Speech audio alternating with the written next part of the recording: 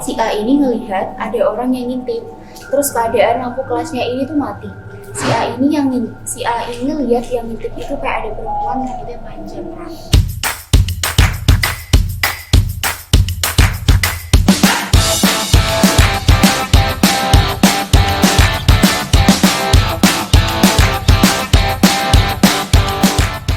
Assalamualaikum warahmatullahi wabarakatuh. Halo semua, kembali lagi bersama kami Meta Voice. Sebelumnya kami dari Metavo mengucapkan selamat beribadah puasa bagi yang menunaikan. Gimana nih kabarnya kalian? Oh ya, sebelumnya aku mau kenalin diri. Nama aku Elena dari divisi jurnalis dan teman Saya Zahra dari divisi jurnalis. Hari ini kita akan membahas sesuatu yang berbeda dari sebelumnya, yaitu kisah-kisah horor yang udah kita kumpulin dari beberapa orang yang pastinya menarik, dan semoga di bulan puasa ini kita dijauhkan dari hal-hal yang negatif. Langsung aja kita bakal ceritain pengalaman horor yang pertama. Untuk tempat kejadian dan tokoh-tokoh yang terlibat kita nggak akan nyebutin demi privasi. Pertama, kalau aku mau berbagi cerita waktu aku lagi study tour SMP di Bali. Ini ceritanya emang nggak sehoror itu, tapi bisa jadi pengalaman buat aku. Ya overall selama kita di Bali masih aman aja ya, nggak ada hambatan sama sekali. Alhamdulillah. Hari pertama itu kita nyampe hotel jam 10 malam. Kita langsung mandi, begitu masuk ke kamar. Nggak tahu ini perasaanku aja atau gimana, tapi aku berasa nggak nyaman waktu mandi, terutama di bagian pojok deket kaca. Setelah aku tanyain ke teman-temanku, waktu udah balik, rupanya mereka merasakan hal yang sama. Kita juga baru tidur jam 12 malam. Seperti biasa, guru-guru itu keliling buat ngecek kamar satu persatu untuk memastikan bahwa semua muridnya udah tertidur, biar besoknya fit gitu kan. Jam 12 malam, pas kita persiapan tidur, itu ada yang gedor pintu kamar 3 kali lumayan kenceng. Terus selang 3 detik kemudian ada suara guru cowok itu ngomong, ayo semuanya tidur. Tapi suaranya tuh lirih. Nah anehnya itu nggak ada orang sama sekali di luar. Soalnya kalau logikanya kalau habis dari kamar terus suara teriakan yang lirih itu kan berarti disambil lari kan, otomatis kedengaran suara orang lari. Nah ini tuh enggak. Aku juga dapat cerita dari adik kelasku yang juga kebetulan dapat kamar itu juga. Katanya waktu tengah malam itu showernya nyala sendiri dan ada suara orang dari kamar mandi itu banget. Aku tanyain ke adik kelasku itu, emang kalian di hotel ngapain aja? Rame kah? Gitu jam berapa? Bener ternyata mereka ketawa-tawa kencang banget dan baru tidur. Dari cerita itu kita jadi sadar bahwa harus jaga sikap dan perilaku dimanapun kita berada. Apalagi ini udah beda pulau gitu kan, juga masih kental dengan budayanya. Mari juga ya kalau ada yang kayak gitu, padahal niatan kita kan mau liburan, mau refreshing, malah ada kejadian kayak gitu. Iya, tapi tetap aja kita sebagai pendatang baru tuh juga harus jaga sopan santun, apalagi di tempat yang katanya mistis. Terus cerita kedua, cerita ini dari teman aku sendiri. Jadi dulu pernah ada pembantaian maling-maling di daerah rumahnya, dan itu kayak mayatnya nggak dimakamin secara semestinya. Jadi mayatnya itu dibuang di rumah orang, terus ada kejadian di depan gang rumahnya, mayatnya kan bercucuran darah gitu ya. Terus ada anak kecil jayok gitu, kayak ngasih jeruk nipis ke mukanya mayatnya itu. Jadi jelasnya itu kan kalau kena luka itu kan sakit banget ya. Terus habis itu di daerah gang itu kalau ada sesuatu tuh di daerah gang itu tuh mesti tuh sering banget kedengaran ada yang teriak kesakitan gitu. Enggak kayak sakit gitu. Terus kata temanku juga, cerita ini juga udah lumayan lama, dari namanya temanku kecil dan anak kecil tadi yang jahil tadi tuh juga seumuran sama temennya. Waktu itu zaman dulu kalau ada orang jahat atau maling kayak gitu langsung dihubungin sama saya. Iya, bisa-bisanya langsung dulu gitu, gak ada laporan apa gitu. Ya, selanjutnya ini ada cerita.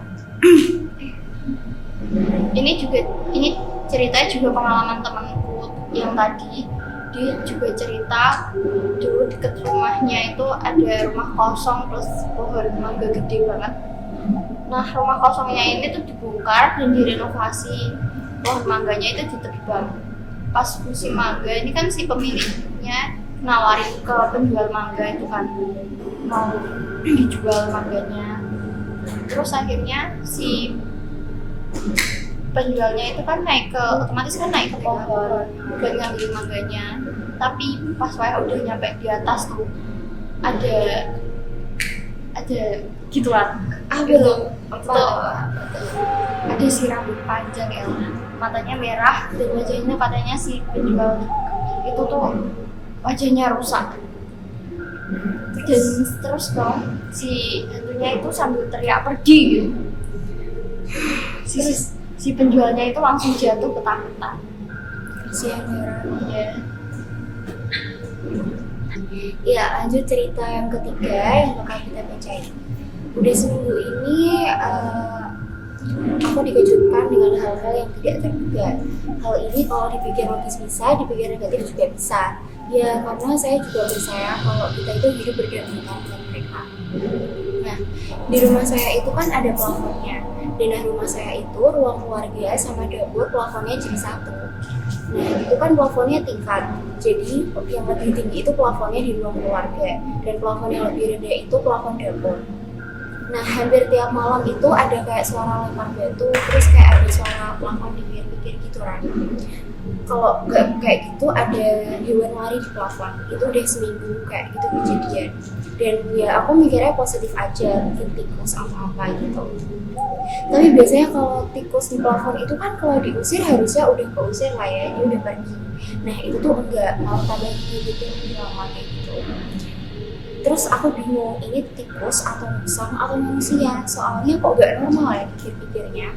Kayak digaruk-garuk gitu loh plafonnya. Selama itu aku juga sering merasa ada yang ngintip aku. Ya aku berusaha biasa aja sih, karena hampir tiap malam itu aku tidurnya jam 1-an. Soalnya selama puasa ini waktu buat belajar buku mundur. Biasanya jam 8 aku belajar, ini jadi jam 9 atau jam 10 baru belajar. Lebih tepatnya ngerjain tugas sekolah sih. Aku kalau belajar itu pindah-pindah tempat. Kadang di ruang makan, di ruang keluarga, depan TV, atau kalau gak gitu di ruang tamu. Tapi kalau aku seringnya di ruang tamu sih, soalnya jarang dipakai.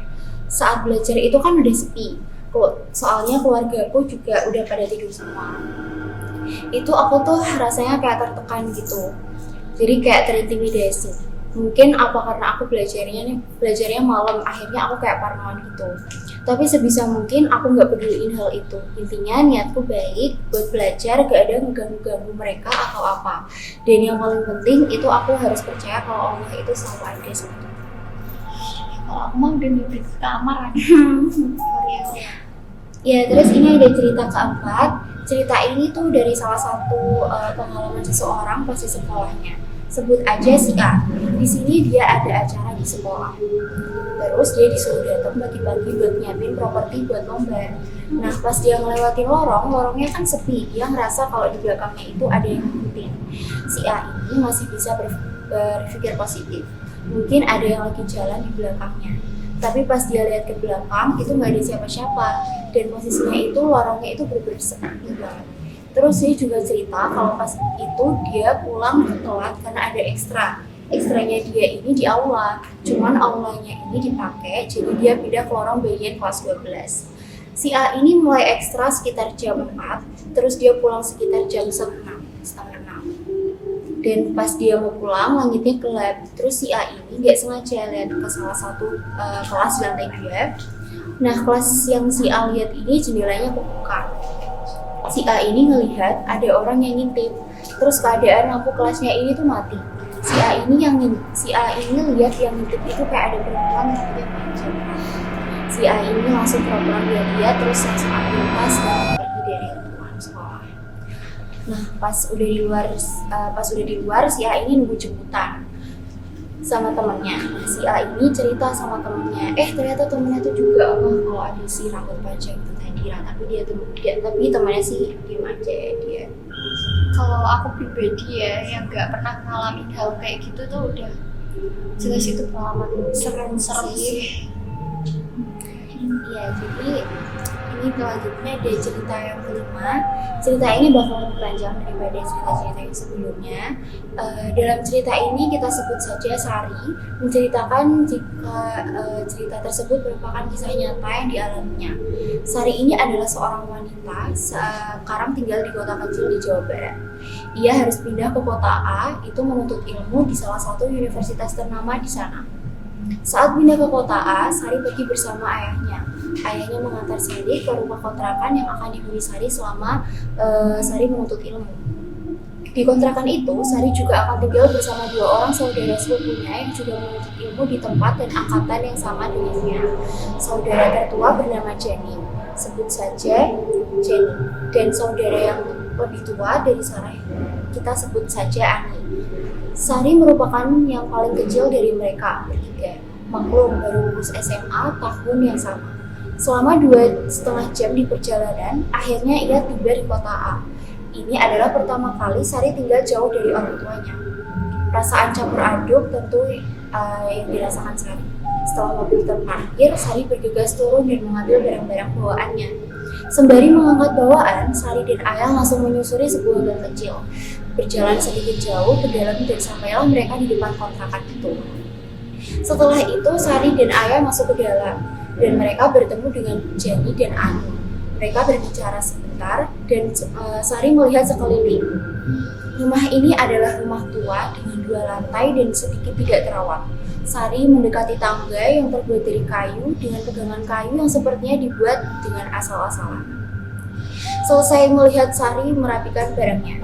Sampai sore tiba, ayah pamit untuk pulang. Singkat cerita, Sari sudah 1 bulan berada di sana. Awalnya Sari tidak merasakan apa-apa sama sekali. Sampai pada suatu hari saat itu kegiatan belajar yang mengharuskan Sari pulang jam 7 malam. Sampai di sana Sari langsung tidur. Lama Sari tertidur terbangun dengan keadaan gelap sekali. Sari mencari HP-nya dan membuka. Dia mendapat sebuah pesan dari kedua saudaranya. Mereka hari ini tidak pulang karena mengerjakan tugasnya dan mengharuskan dia sendirian di kontrakan. Saat Sarah melihat jam, ternyata saat itu sudah pukul 2 malam. Dia sedikit merinding dan berusaha sekali untuk tidur kembali, tapi bentuknya hilang. Jadi Sarah memaksakan untuk menutup kembali matanya dan pikirannya melayang ke sana kembali. Seketika ia teringat untuk bukankah saat pulang tadi ia membuka pintu utama dan langsung menyalakan lampu di ruang depan. Sarah sangat ingat betul. Ia langsung masuk kamar, ganti baju dan langsung tertidur. Dia tidak memadamkan lampu itu, bahkan lampu itu sama sekali tidak menyala. Lampu itu setiap harinya padahal selalu menyala dan menjadi satu-satunya sumber cahaya di malam hari. Lalu kenapa sekarang padam? Sarah hanya bisa berusaha tenang dan memastikan ingatannya. Saat hendak bangun dan tidurnya dan menyalakan lampunya, tiba-tiba Sarah mendengar suara lirih sekali dari pintu kamarnya. Setelah kejadian tersebut, Sari sering merasakan gangguan-gangguan kecil, seperti barang berbeda sendiri, selimut ditarik saat tidur, atau melihat bayangan-bayangan yang melintas. Oke, cerita yang terakhir itu juga termasuk cerita penutup kita hari ini. Nah, jadi beberapa cerita yang kami bacakan, semoga dari apa yang kita ceritakan menghibur kalian semua. Kita ambil sisi positifnya dan yang negatif kita buang jauh-jauh. Sekian dari kami. Wassalamualaikum warahmatullahi wabarakatuh. Metafo, Jurnalis Kepo.